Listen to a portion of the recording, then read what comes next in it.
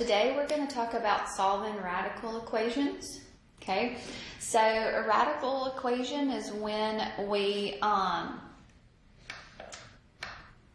a radical of some form. So it could be a square root, or it could be a fourth root, or it could be a cube root.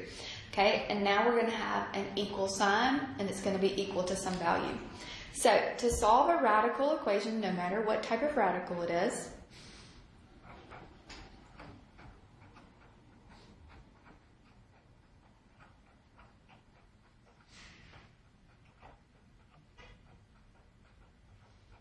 okay, the first thing that we want to do is isolate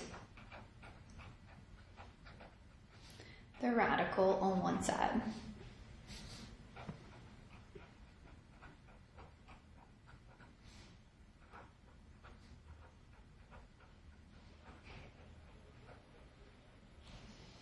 Okay, so once you isolate that radical on that one side, you're going to raise both sides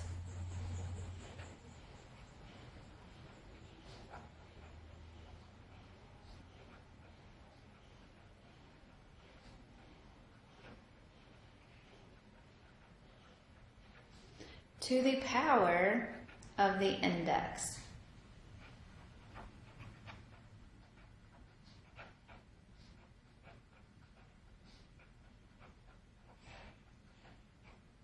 Okay, when you do that, then you will eliminate the radical sign.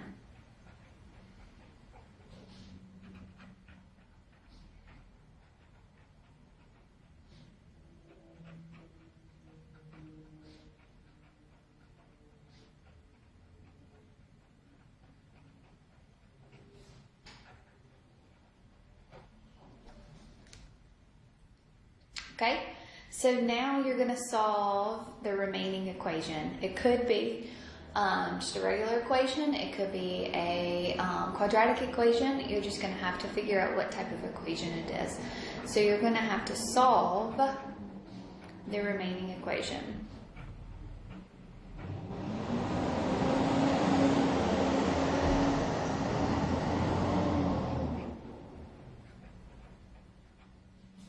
Okay. And then you want to make sure that you check your solutions.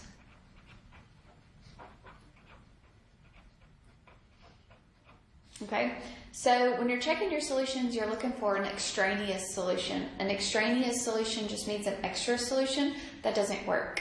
Okay, so make sure there's no extraneous solutions.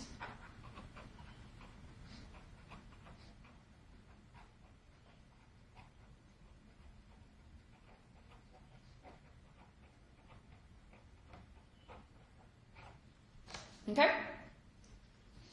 All right. So let's look at an example here.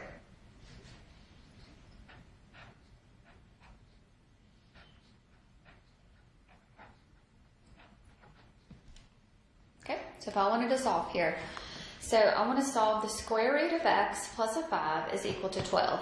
Okay. So I need to isolate the radical to one side. So that means I want to get the square root of x by itself.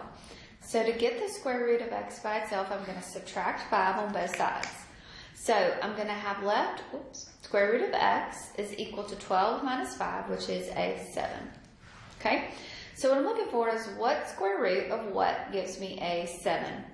Okay, so what is the understood index right there on just a regular radical when it's just a square root there?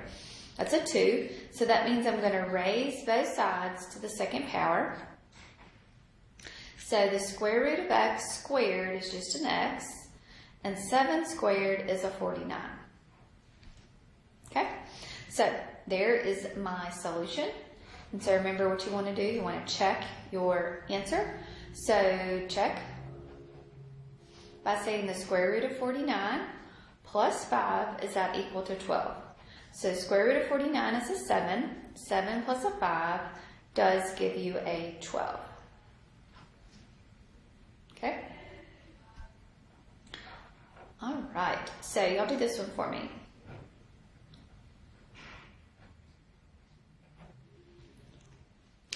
Oh, I'm sorry.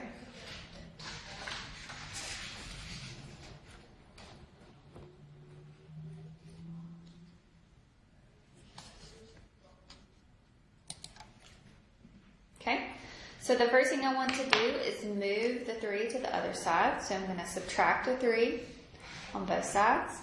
And that is going to leave me with a negative 4th root.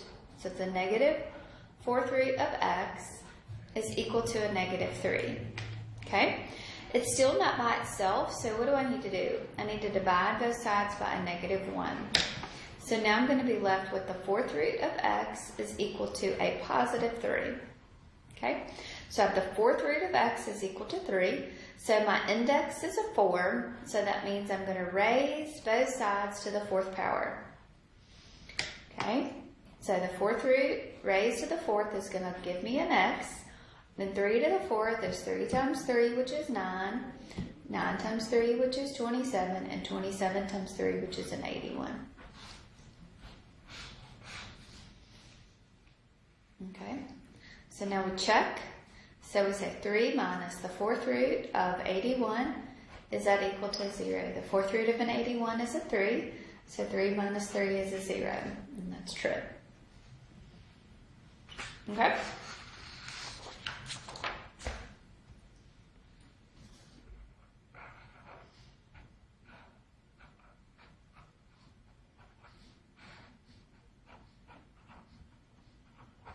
So y'all do this one for me.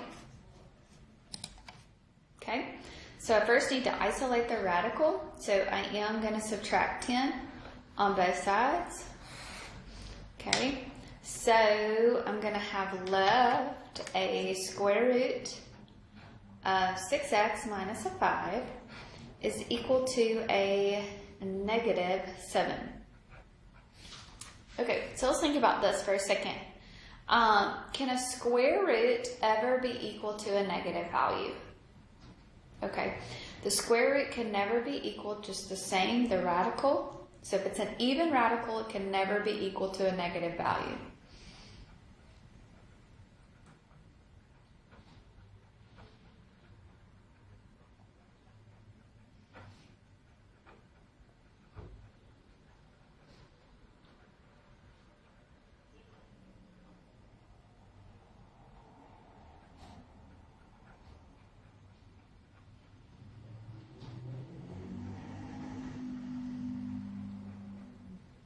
Okay, so this one is going to have a no solution. There's no way for that to be the case.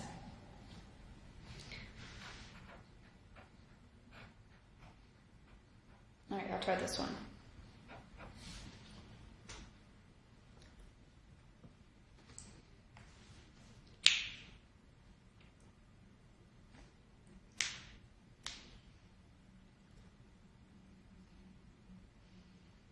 Okay, so to isolate the radical, I'm going to subtract a 10 on both sides. So we're going to have the square root of x plus 7 is going to be equal to a 1.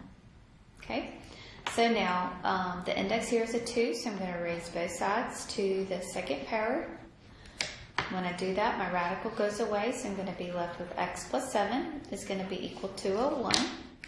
And I'm going to subtract, I'm going to solve, it's just a linear equation. So I'm going to subtract, and x is going to be equal to a negative 5. Whoa, what did I do there? What? Why am I subtracting 6? I'm crazy, sorry. So the answer would be a negative 6. Okay, so remember you have to check. So 10 plus negative 6 plus a 7 underneath the square root, is that going to be equal to an 11? So this is 10 plus negative 6 plus 7 is the square root of 1. Square root of 1 is a 1, so 10 plus a 1 does equal an 11. So it checks out. Okay?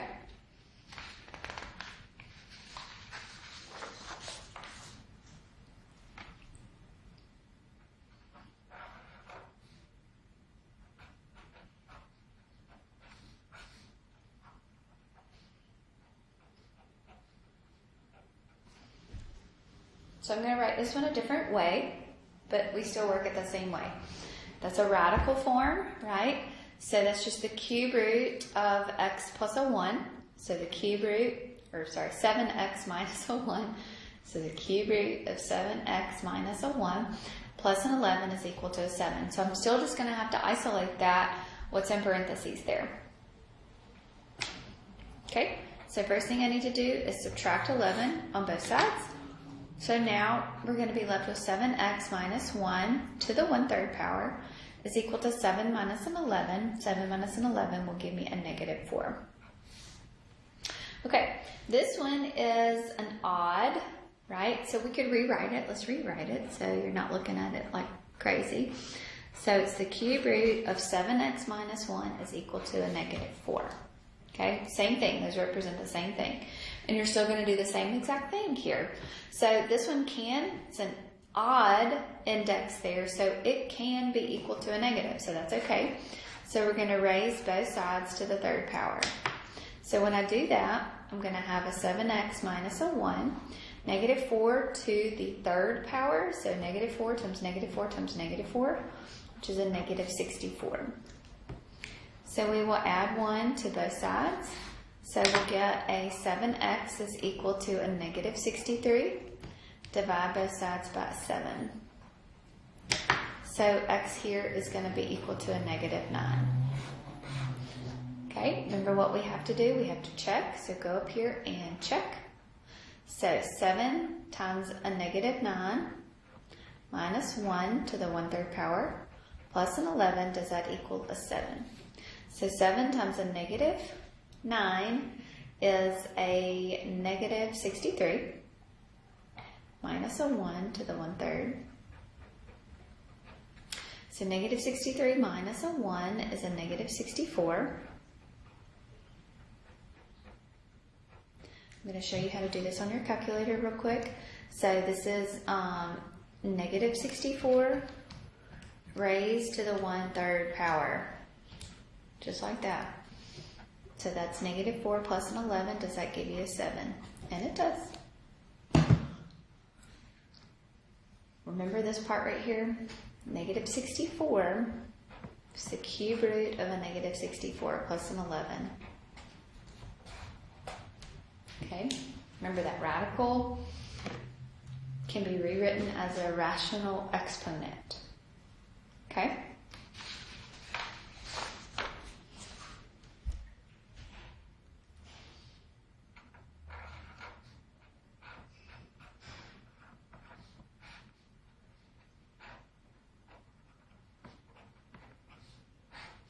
Y'all try this one for me and see what you get.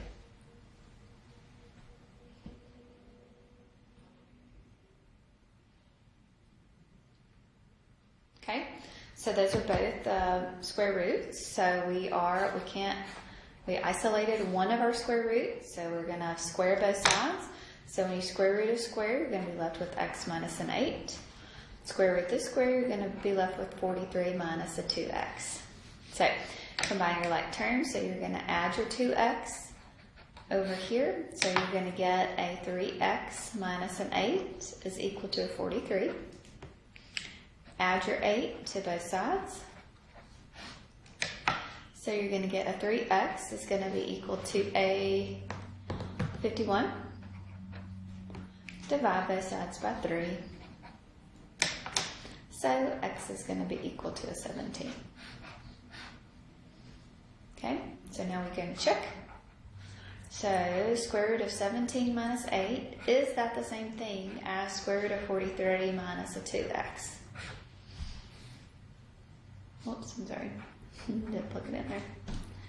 So 17 minus an 8 gives me a 9. So square root of a 9, is that equal to 2 times 17 is 34. 34. That is going to be square root of 9. So that is A-okay. Okay.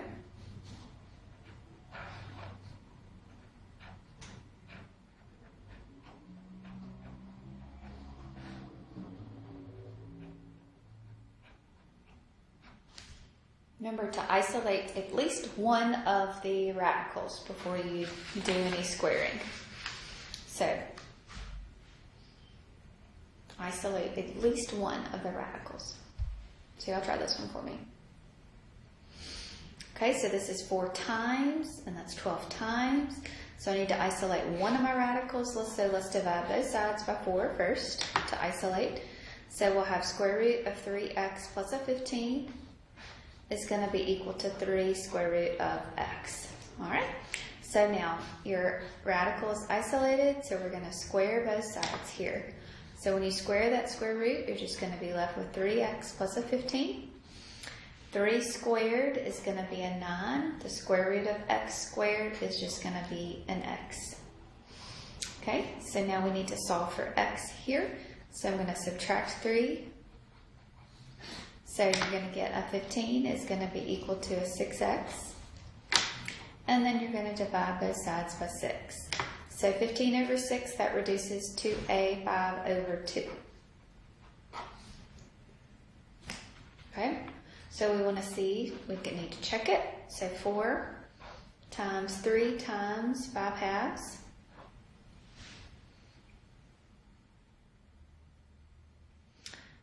Plus a 15 is equal to 12 times 5 over 2. Square root of 5 over 2. Okay?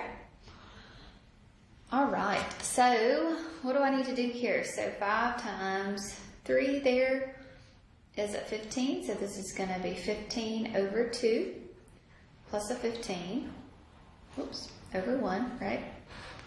So now we need to get a common denominator, which is going to be a 2. So I'm going to have 15 over 2 plus 30 over 2. I can't really do anything over here, so I'm just going to leave it as is. Okay, so 15 plus 30 is a 45 over 2. All right, 45 is 9 times 5, right? The square root of 9 is 3. So 3 times 4 is a 12. And finally, check it out. This one's an ugly one. And those are the same. Okay, the square root of 9 is a 3. 3 times 4 gives you a 12. And you're left with 5 halves underneath the radical. Okay?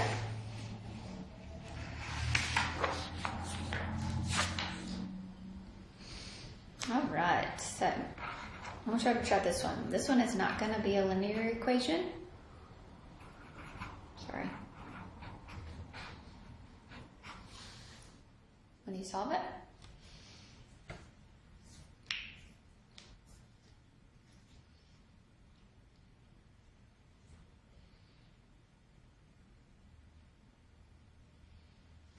okay, so we want to isolate the radical, which it is.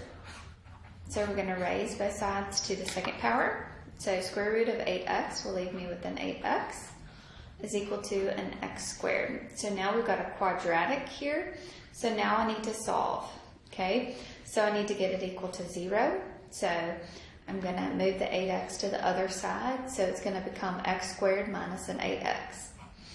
So I'm going to factor. I can factor out an x. And I'm going to be left with x minus an 8. So remember, each factor equals your 0 and you solve.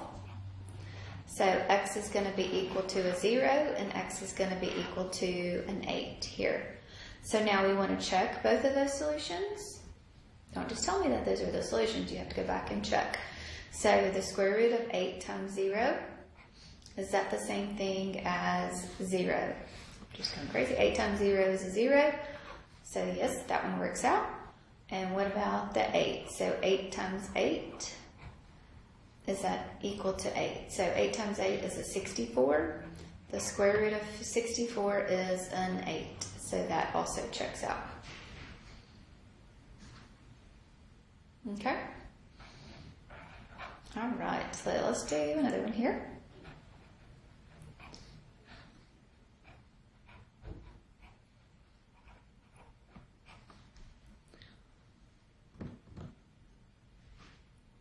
Okay, first thing I want to do is isolate the radical, so we're going to subtract.